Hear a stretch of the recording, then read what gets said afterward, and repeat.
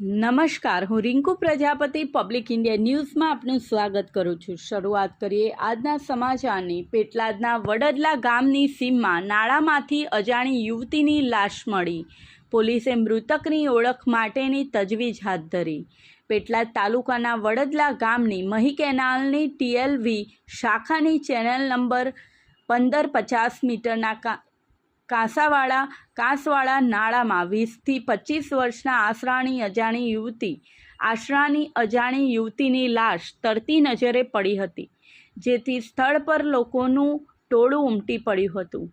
આ અંગેની જાણ થતાં પેટલાદ રૂરલ પોલીસની ટીમ પણ સ્થળ પર પહોંચી હતી અને નાળામાંથી મહિલાની લાશ બહાર કઢાવી PM અર્થે મોકલી આપી છે। બીજી બાજુ પોલીસે આ અંગે અપમૃત્યુ નોંધ દાખલ કરી આગળની તપાસ હાથ ધરી છે।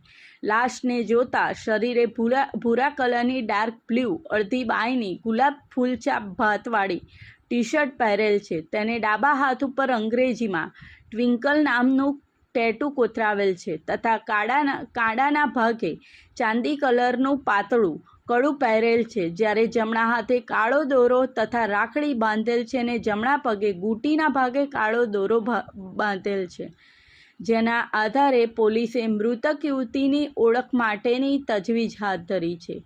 આ સાથે આજના સમાચારને અહીં સમાપ્ત કરીએ છીએ।